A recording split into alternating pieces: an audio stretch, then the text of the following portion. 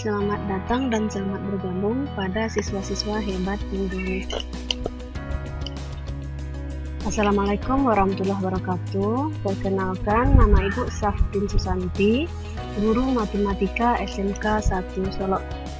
Baiklah Ananda semua, Ibu doakan semoga Ananda dalam keadaan sehat walafiat dan tetap bisa belajar di rumah dengan semangat.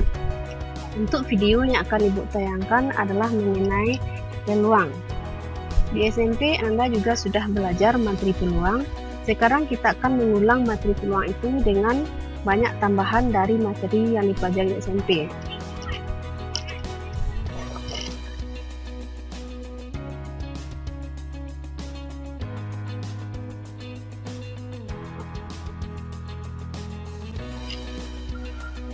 Dalam peluang yang akan kita bahas yang pertama itu kaidah pencacahan.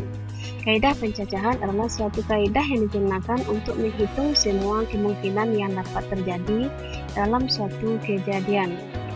Dalam kaidah pencacahan, ada 4 yang akan kita bahas, yaitu teknik membilang, notasi faktorial, permutasi, dan kombinasi. Sekarang kita lihat teknik membilang. Teknik membilang disebut juga teknik pengisian tempat atau aturan perkalian, karena dalam menghitung semua kemungkinan yang dapat terjadi dalam suatu kejadian dilakukan operasi perkalian. Contohnya, seorang siswa memiliki 2 sepatu berwarna hitam dan putih serta 4 kaos kaki A, B, C, dan D. Jika siswa tersebut akan menggunakan pasangan sepatu dan kaos kaki yang dimilikinya, tentukan banyak pasangan sepatu dan kaos kaki yang dapat terjadi. Untuk menyelesaikan masalah tersebut, ada 3 cara yang digunakan. Yang pertama, tabel silang. Nah, sekarang coba perhatikan tabelnya. Ada jenis kaos kaki, yaitu A, B, C, dan D. Kemudian ada warna sepatu hitam dan putih. Kita akan memasangkan sepatu dengan kaos kaki. Pertama, sepatu hitam dengan kaos A, sepatu hitam dengan kaos B, sepatu hitam dengan kaos C, sepatu hitam dengan kaos D. Kemudian sepatu putih dengan kaos A, sepatu putih dengan kaos B, sepatu putih dengan kaos C, dan sepatu putih dengan kaos D. Kita lihat yang kedua, diagram pohon. Kalau diagram pohon yaitu, ini caranya. Pada warna sepatu hitam, kemudian jenis kaos kaki A, B, C, D. Kemudian ada warna sepatu putih, jenis kaos kaki A, B, C, D. Sekarang kita akan pasangkan masing-masing sepatu. Yang pertama, sepatu hitam dengan kaos kaki A, yaitu HA, sepatu hitam dengan kaos B, yaitu HB, sepatu hitam dengan kaos C, yaitu HC, sepatu hitam dengan kaos D, yaitu HD. Untuk sepatu putih dengan kaos A, PA, sepatu putih dengan kaos B, PB, sepatu putih dengan C, PC, sepatu putih dengan D. Yang ketiga, pasangan berurutan. Misalnya himpunan pasangan sepatu dinyatakan dengan S sama dengan H, P, hitam putih, dan himpunan jenis kaos kaki dinyatakan dengan K sama dengan A, B, C, D. Himpunan pasangan berurutannya adalah hitam dengan kaos A, hitam dengan kaos B, hitam dengan kaos C, hitam dengan kaos D, putih dengan sepatu kaos A, sepatu putih dengan kaos B, sepatu putih dengan C, sepatu putih dengan D. Jadi ada 8 pasangan susunan sepatu dan kaos kaki yang dapat dipasangkan yang dapat terjadi. Masalah di atas dapat juga diselesaikan dengan cara perkalian.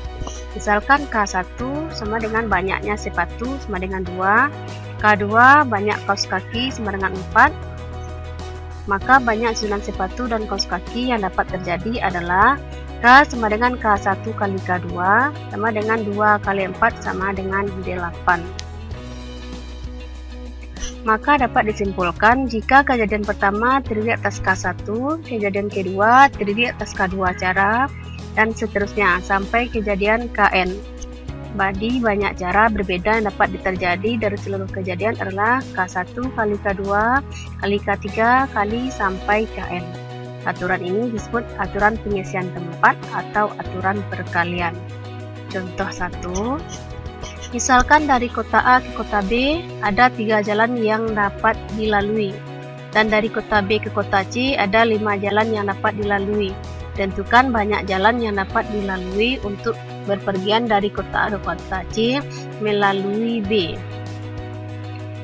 Penyelesaiannya, dari kota A ke kota B ada 3 jalan, dari kota B ke kota C ada 5 jalan.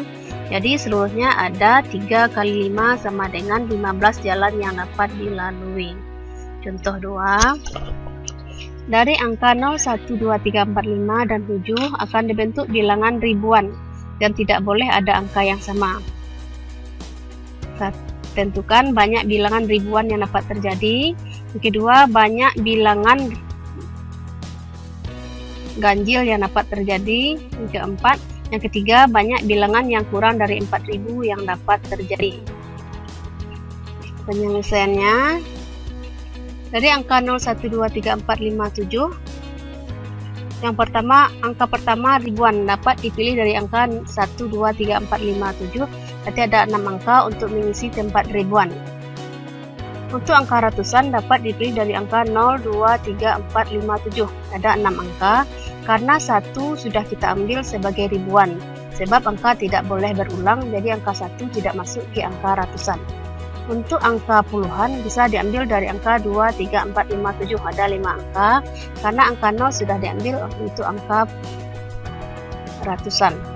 Angka satuan diambil dari angka 3, 4, 5, 7. Ada 4 angka, karena angka 2 sudah diambil untuk satuan.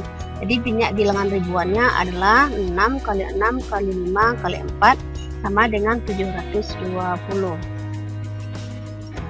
Untuk yang kedua, bilangan ribuan ganjil. Untuk bilangan ganjil berarti angka satuannya harus ganjil. Kita lihat dulu angka satuan. Angka satuan dapat diambil dari angka 1, 3, 5, 7. Ada 4 angka. Itu untuk angka satuannya.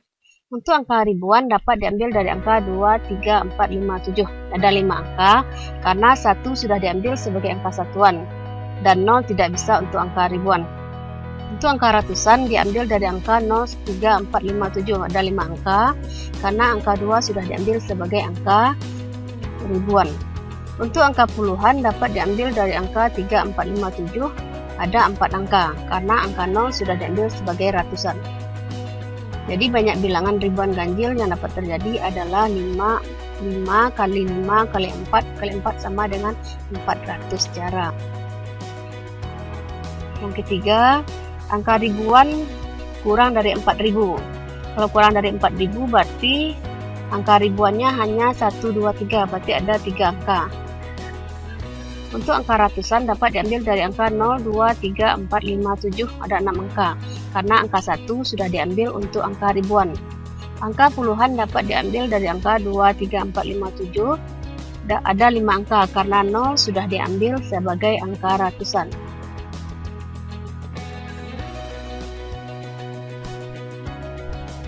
Yang kedua, notasi faktorial.